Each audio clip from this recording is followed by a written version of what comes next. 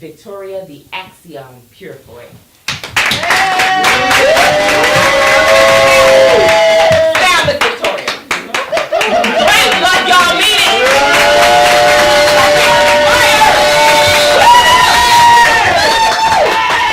How's everybody doing?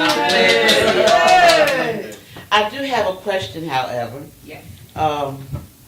First of all, let me say for the poets that came up before me, you guys were awesome. Yes. Yeah.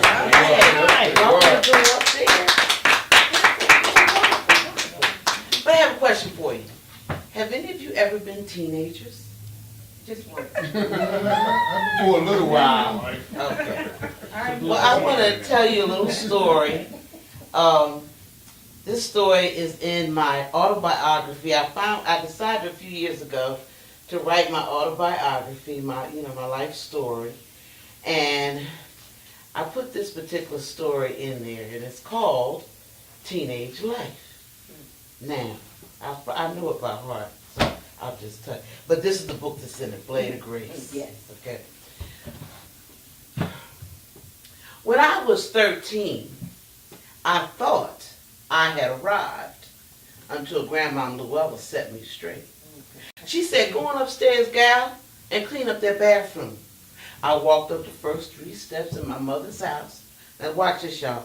I turned all the way around, put my hands on my hips and rolled my neck and said, I don't see why I got to go upstairs and clean up the bathroom. They ain't gonna do nothing but mess it up. Now y'all know a Southern grandmother ain't having that. Not at all. Before I realized it, the long arms of Luella had grabbed me by my collar, forced me to miss the bottom steps I had just walked up, threw me in a chair, and commenced to giving me a piece of her mind with a broomstick. Now see, I had to fight for my life, for I had already lost my mind. All right? So, later that evening, I went upstairs, and I'm in the bed. My grandma's downstairs, and I'm telling my sister, Dad, I'll be glad when I turn 14. And before I knew it, Grandma Luella was howling up and said, what the H-E-double-L you think you gonna do when you turn 14? I'm like, oh, Jesus. I put my head under the pillow. I said, darling, I hope she don't come up here. Lord, please have mercy on me. Teenage life. You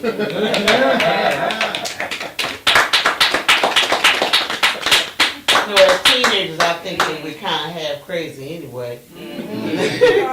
You know, we do a lot of really nonsensical things. Yeah. Right? So, this poem I'm going to read from you is one of my favorites, called I Came Up With. It's from my Run Between the Raindrops book. And I also have a CD by the same name with me here tonight. All right. So, I want to share this with you. I came up with Stokely Carmichael, Medgar Evers, Malcolm X, Martin Luther King, John F. Kennedy, Robert Kennedy, Cecil B. Moore, and Soul on Ice. I came up with God the Father, and God the Son, and God the Holy Spirit, Sunday school, prideful youth preparing for Christian leadership, spiritual feedings and blessings aplenty. I came up with James Brown and Gladys Knight and the Tips, the Temptations, the Iceman, Jerry Butler, the Last Poets, the Supremes, the Unifics, Lena Horne, and Slide, and the Family Stone.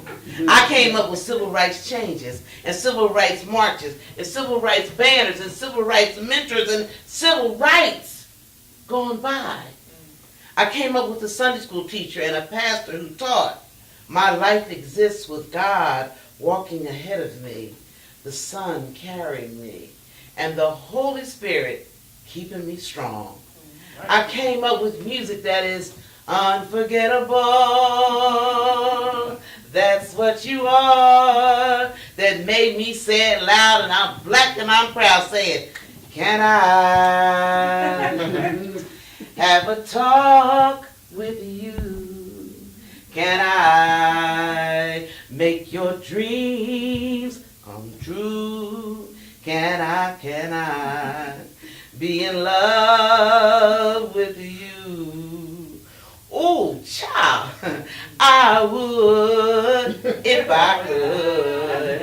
As I heard it through the grapevine and sang, baby, baby, where did our love go? Oh, child, don't you want me? Don't you want me no more? Then I realized that I am everyday people. Yeah, yeah. I came up with the barking attack dogs and the fire hoses and the clubbing and the bombing and the burning down of 52nd Street. The civics group called Citizens for Progress. The gangbangers, be they girls or be they boys. The neighborhood color guard, you see the coast was the best.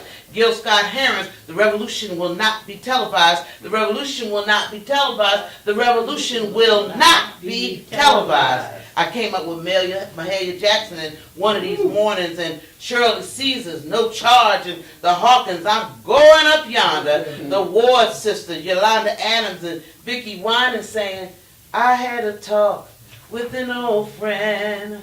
We talked about how we had changed. I came up with a conscience and a purpose and a direction. And as I came up, there was a realization that the church and the music and the civic lessons and the experience of the civil rights era helped me to grow when many of us came up with the political rally called Power to the People. Power to the people. Power to the people. All right.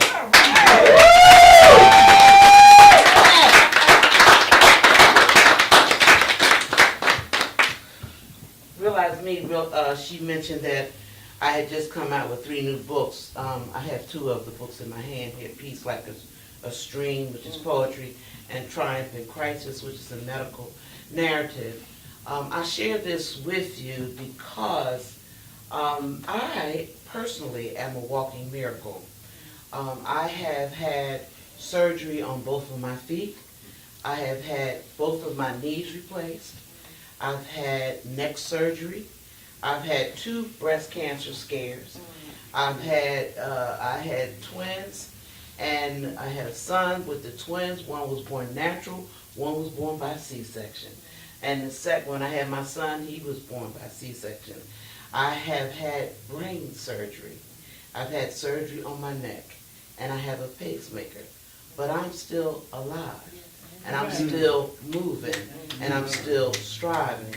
And I like to tell people about this because in this book, it chronicles 6 of the 12 medical emergencies or situations that I had, but it's for the layperson and the caregiver. It's for the medical community to help give them like a little sensitivity training. Yeah. You ever been sick? All right. You ever go to the doctor and sometimes they don't pay attention to what you're trying to tell them? All right. Okay. You ever had a procedure and then after the procedure they didn't tell you maybe what some of the side effects are and all that kind of thing? Well, in this book, for example, the reason why I had to have brain surgery is because I kept telling my doctor, I can't see. I cannot see. And he kept saying, oh, all your tests are normal. Everything's coming out just the way it's supposed to be. But I went back and forth to him almost every month for 6 months till I was finally able to convince him there has to be another test you can give me that will show what's going on. So he gave me the test, finally. And then once he saw the results, guess what, y'all? He panicked. He said, oh my God, are you still driving? And I'm like, yeah. I drive for my job. What's up? He said, well, according to this, you've lost 60% of your vision. You're legally blind. Now, oh, really, duh? What have I been telling you? So he said, you have to take care of this right away. It was like an emergency. Everything, it was like fast paced. Everything was fast paced. And I outlined all of that in my book. So any books that I talk about tonight, I do have copies with me. And if you're interested, I'll be more than happy to exchange some cash, or I do have a swiper card. All right. Look at you. I'm trying to be up to date. Look at you. Okay. Let me give it. Miss Victoria is who taught me how to do the wobble. You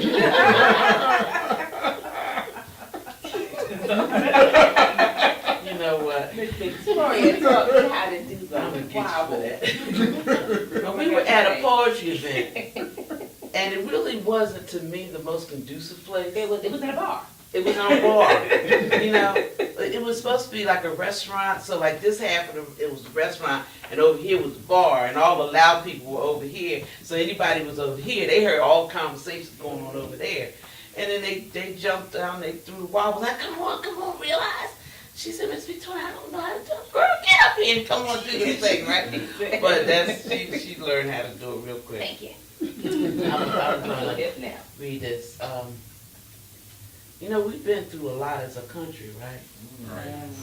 But do you think we'll survive it? Of course. Okay. So we will survive. Survive we will. We will. Will we survive? The challenge is to breathe. But how do we do that when the oxygen is being tainted? With foliage choking us. The fumes are escaping, and the acid rain is falling. Courage is dwindling. Faith is being left at the doorstep, even though it only takes a mustard seed of faith to hold on to the belief that whatever is thrown our way, and we are being thrown some stuff, whatever it is dealt on the table, struggle never aims. A shoestring of strength strong always prevails. We will survive. Man has asked if we will survive life itself. We have made it through tsunamis and tornadoes and hurricanes and the perfect storm. We are natural survivors. The determination of the human spirit has proven itself since the beginning of time. Survive? Yeah, we will. Thank you.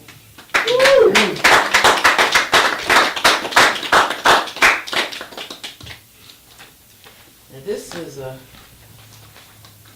gotta take out the paper so I can see it and read it. I need some water though. Can you reach my water? I'm sorry, it's beautiful. That's the one thing about doing live performances. You get excited and your mouth says, okay, I don't know what you're doing, but you better take care of this. Right? Yes. Okay. This is a rough poem, and I hope you bear with me. I wrote it back in 2013, actually. When you hear it, you know, like Realize was talking about the things that people have done, you know, in our life, you know, the accomplishments that they've achieved. But, you know, we always have to look back. Some folks always say, why do you guys always bring up the old stuff? Because you have to bring it up. You gotta know about it. Yes. All right? So this is called Why Was I Chosen?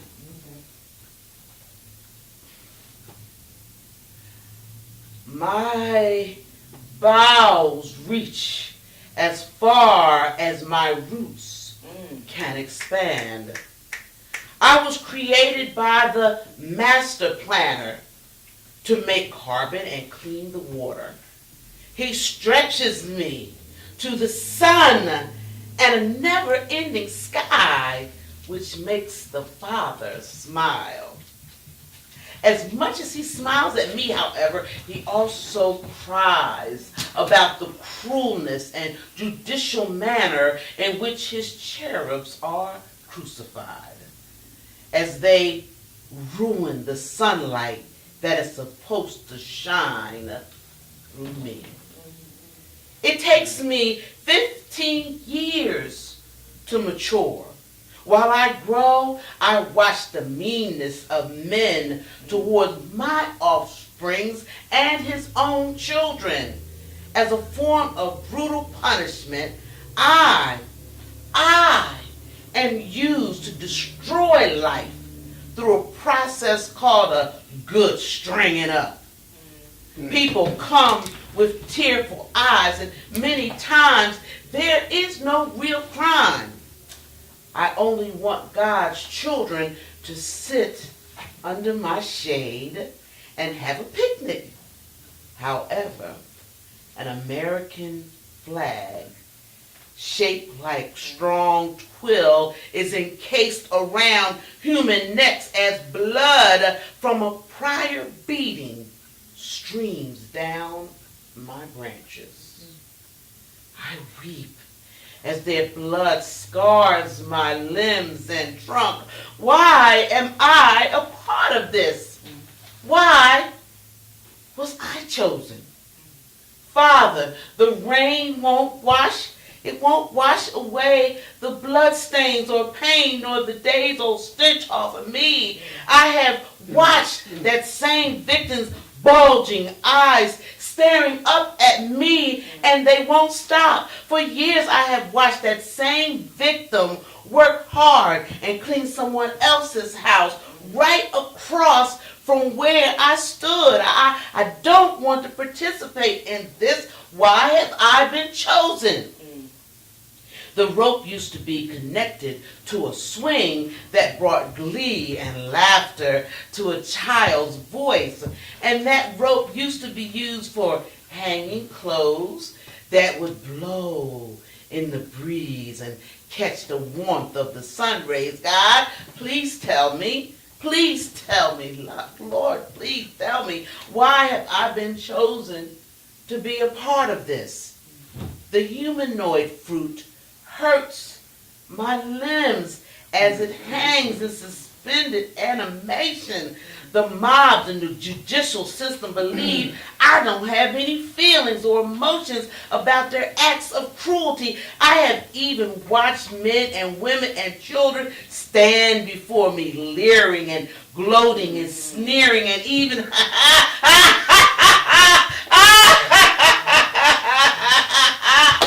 laughing about the horrible crime that has been committed. Never is there a more humane punishment. Father, I would rather be chopped down than to be a part of this travesty. I try to bend my branches under the weight of the bodies that hang from me, hoping to save them from dying. And my strongest limbs are always selected for the vigilante form of justice. During medieval times, man used the wood from my more mature cousins to perform these short drops to destroy life.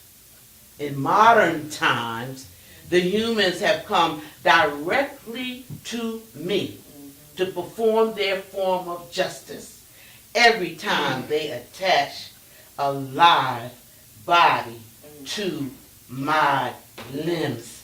I just can't wrap my limbs or blossoms around. Why? Why, Father? Why have I been chosen?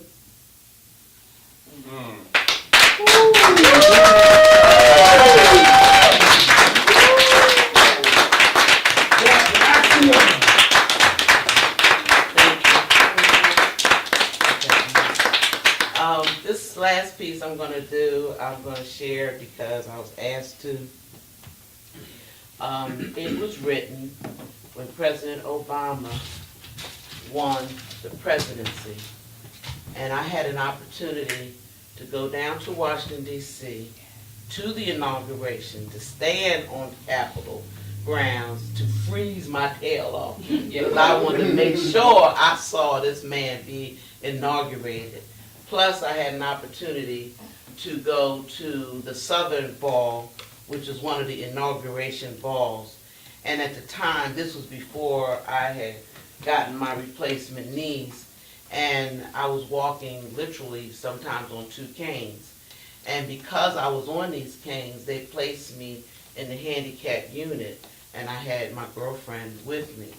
And so I'm sitting here, and right where Q is, right here, this gentleman in the yellow shirt, that's where the stand started on that side and it went all the way around. And when your president generally comes into a big arena like that, you hear a band that plays da-da, da-da, da-da, da-da, and they were there, they was all the way live, they were playing, right? And when President Obama and Michelle walked out on that stage, I don't think there was no silence at all. But when he walked out, he came center, and then he came right over to where all of the folks were in the handicap unit. And I was like, oh my God, let that black man walk. So I wrote this poem called Let That Black Man Walk. Let's go. The black man's stance will make you salute. His stroll will make you stop to look. His shoulders have a slow, methodical rhythm that allows his waist to stay in control. His rear flank, y'all, it marches to an unheard cadence that gives him soul. His head is straight forward, but if he looks you in the eye, look away, quickly look away as he lifts his rib cage and the diaphragm takes in the oxygen to let you know he's getting ready to blow you away as that six-pack expands out and in and out. Help me, ladies. Help me, ladies. It helps me, ladies. When he does that, you see that six-pack and everything. It helps you. It makes you want to scream and yes. Put a suit and tie on that man's body and let that black man walk with a stride filled with confidence, self-assurance, and a pride of knowing that as soon as he opens his mouth. Now, the looks all have a special meaning, whether it's to walk towards you and to whisk you away, or the look that says nothing can get in my way, for I am strong, and today is the day I show my power as I walk through the gate. Now, Ed, come on. I ain't gonna hurt you. As I walk down the street with the he's taller than me, strong, let me see your muscles, astute black brother, I watched others' reaction to him. You see, the men, they were giving him the silent pound, and the women, they just wished, y'all, that he was with them. And I just smiled. Let that black man walk. You can sit down. Now, I have to tell you a little story. During slavery times, when hangings were more prominent, the man's legs were dismembered to ensure that he could not walk up out of the grave. Isn't that ridiculous? Fear of the black man's walk is so unfounded, but it is certainly something to see. Yes, it is. The next time, y'all, the next time the opportunity prevails, take time to look at that black man walk. Now I need to see some men walk up here. Yes. Ladies, I want y'all to say, let that black man walk. Opportunity, let that black man walk. Let that black man walk. Let that black man walk. Watch what the black man Let that black man walk. Come on, yeah. Let that black man walk. All right. Let that black man walk. Listen, guys, thank you so much for your attentiveness.